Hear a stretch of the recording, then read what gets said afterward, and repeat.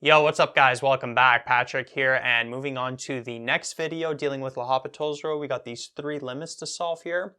So starting with number one, we got the limit as x approaches 1 of x to the power 4 minus 1 over x squared minus 1. So notice if we plug in 0 or 1 for the x value, if we do a direct substitution, we'll end up getting 0 over 0. So that's in indeterminate form. So we got to find another way, another strategy to solve this limit. Now notice one way that we can do is we could actually factor this. So let's try that first. So we got x to the 4 minus 1. That's a difference of squares. I can rewrite that as x squared minus 1, x squared plus 1, all over x squared minus 1. And notice these two would cancel out. And now we can do a direct substitution with that remaining x squared plus 1 expression, which would just give us 2. Right? 1 squared plus 1 is 2. So that's one way to do it. Now, it's not always going to factor smoothly like that. Like, notice how these ones, the factoring is going to get more complex here. And then this one, notice that this one's really general, because now we got x to the power m and then x to the power of n. So is there a better way to do this? And there is, because it's in this format, we can do L'Hopital's rule. So what we could have done as well was rewrite limit as x approaches 1, take the derivative of the top, which would be 4x to the 3, over the derivative of the bottom, which would be 2x. And then from here, we can sub in 1 for the x values. We'd end up with 4 over 2, which is just 2. We can also simplify this, so there'd be like 4 over 2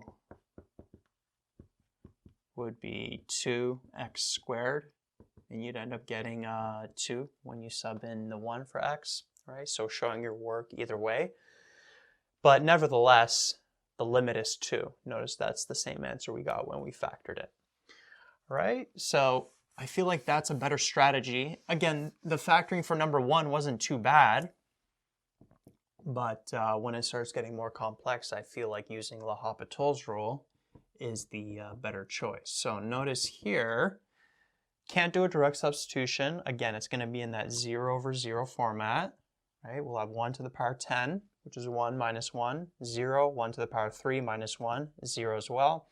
So let's take the derivative of the numerator, which is 10x to the 9, over 3x squared, the derivative of the denominator. Notice this would simplify to the limit as x approaches 1 of 10 over 3x to the 7. And then if we plug in 1 for x, we would just end up with 10 over 3. So that would be the answer for this limit. And we've actually gone over these types of limits in these formats in previous videos in a previous section where we were dealing with factoring. And remember when we got to, I think we did a limit where we generalized it like this. And then what we did was we had to sort of look at the pattern that we had. And notice that the pattern is that we're taking this exponent, dividing it by this exponent. So here we end up with 2, taking this exponent, dividing it by that exponent. So we end up with 10 over 3.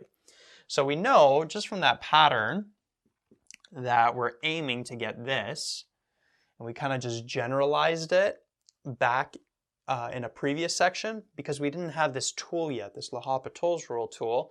But now notice that we can actually show this with that tool. So what we can do here, again, notice that this is going to be in that indeterminate format if we do a direct substitution.